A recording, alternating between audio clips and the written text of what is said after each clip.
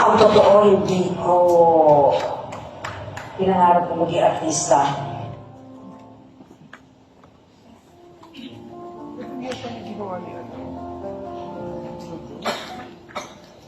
Nora Honor, ipinanganak sa pangalang Nora Cabaltera Villamayor, premyadong artista sa pelikula, mang-aawit, producer thespian, naging kinakawan ng The Pinoy Dream.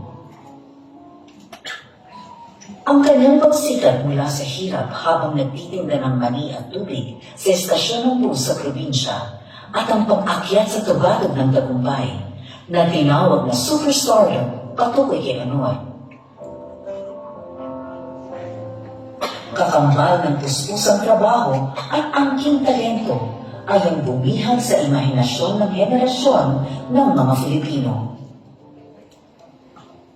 Ang sira ko ng bata ako talagang payat, maitim, tapos maliit. Parang, kasi usunong nga yung mga mestiza, di ba?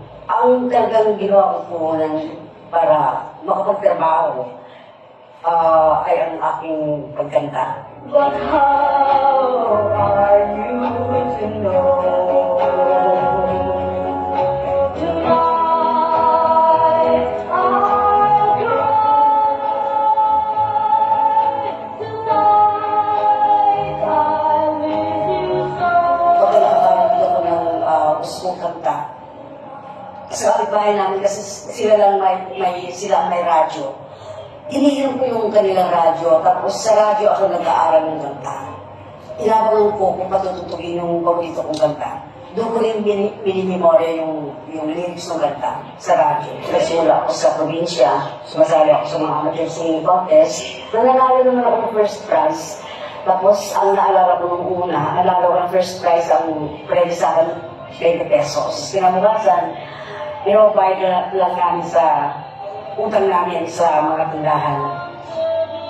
Sumasali rin ako sa Liberty Show mga araw at nanalo ko ng first prize. Nag-champion. Kanta ko noon ay You Had the Night of the Music. Nanalo ko ng 2 linggo. Pangatlong linggo, talo na ako kasi wala mo nakipagkanta ko ni You Had the Night of the Music. At yun ang ginakanta ko.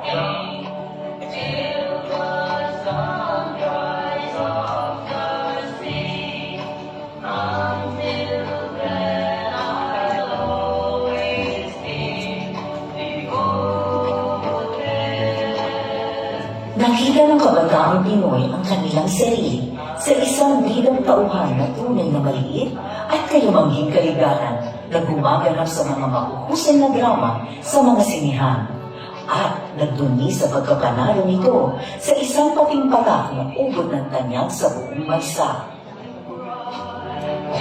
Noong araw, kasi ginagawa ng piso ng araw, puro kantahan. Yun lang ginagawa namin kantahan. Hanggang doon yung point na sabi ko, hindi naman habang panahon kung ganitong klase ng pelikula gagawin ko. Kasi para bang gusto ko lang mag-eksperimento na iba ng mga pelikula na pwedeng magpakita ng kaya kong lumate. Subalit, sa pelikula sadyang pumaimbulong si Honor.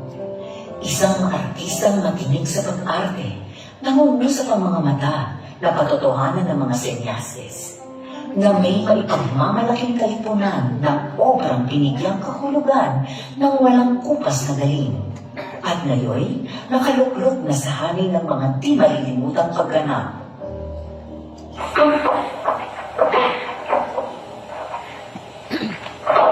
Nagpeta ko yung bahay ko para gumawa lang ng 3 taong walang Diyos. Yun ang unang-unang ginawa kong pelikula, Primus ng NB Productions. Talagang pinagdanuhan namin yun ng panahon ni Boyer. Nagseryoso na kami gumawa ng pelikula. At sa akin lang, sa puso ko lang yung pag-aarte. Yung kasama ka ng direkto, nag-eksena mo, kung nag-eksena ka. Ano yun eh, pagka sa puso mo yung ginagawa mo pag-arte at nakatingin ka sa ka-eksena mo, mararamdaman mo yung ka-eksena mo, dapat alihin mo yun eh. Sagutin mo yun ng aayon doon sa ka-eksena mo rin. Na hindi ka kinakailangan na magnakaw ng eksena. Mas maganda kasi yung nagsasabing tayo ng walang nagpapayatangan ng pag-arte, kailangan magtugma yung ginagawa mo at saka ng concept mo. Sinasalamin ng mga papel na ito ang iba't ibang sensibilidad ng isang Filipina habang umaangkop sa panahong kontemporanyo. Sa halos 200 pelikulang kanyang kinatamukan, nanamlay si Honor. Subalit, muling sumigla bilang isang atubiling espiritista sa isang bayan na nawalan ng pag-asa. Himala, 1982. Walang himala! Ang himala ay nasa puso ng tao! Nasa puso natin lahat! Tayo ang gumagawa ng himala! Tayo ang gumagawa ng mga sumpa ng mga Diyos! Hindi totoong sumbis ako dahil sa himala. Hindi totoong nagpakita sa akin ng mahal na Birhen. Walang himala! Hindi totoong may himala! Tayo ang gumagawa ng himala! Tayo ang gumagawa ng mga sumpa ng mga Diyos! Kiling Tagahanga, Bona, 1980. Isang dalagang igorot sa gitna ng mga nagtidigmaang tribo. Banawe, 1975. Isang naabusong kasambahay, Achay, 1978. Isang babaeng ibibigay, The Floor Contemplation Story, 1995. Isang lesbian na umaling sa pag-ibig, Tigol at Ako, 1982. Isang babaeng taga-baryo na umibig sa kaaway na sundalo, 3 taong walang Diyos, 1976.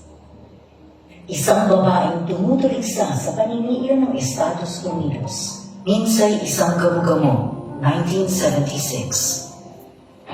My brother's not a pig. Isang nangungulilang OFW nurse, Medica, 1984. Isang pinagtaksilang asawa ng pintor, Mga Uod at Rosas, 1982. Isang sikat na artista sa gitna ng magulong buhay, may asawa, Kung Ako'y Iiwan Mo, 1980.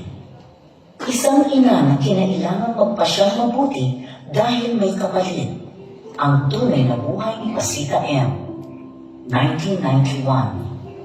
Isang balo na nasilo ng May December Affair, Naglalayag, 2004. Isang komadronang badyang na walang anak, Thy Wound, 2012. At iba pa, puno ng mga plaque at tropeyo ang estante ni Honor na iginawad sa kanya ng mga samahang gaya ng FAMAS, Ulian, Film Academy of the Philippines, Star Awards,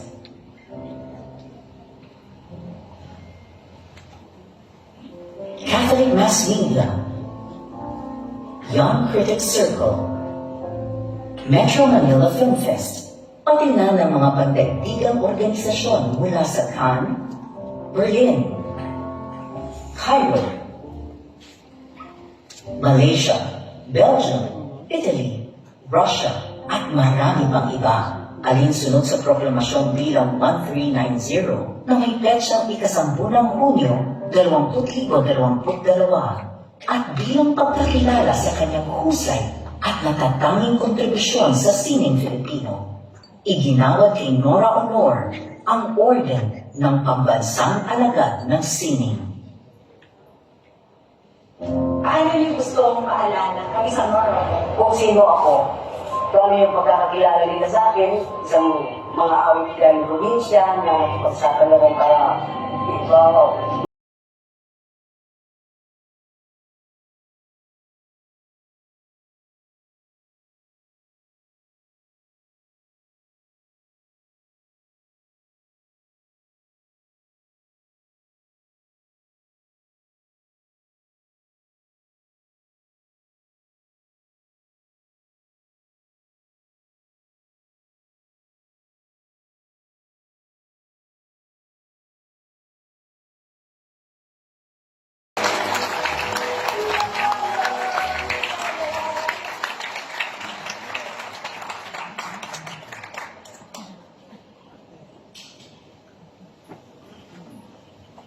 Pag-aalay ng bulaklak ng mga pambansang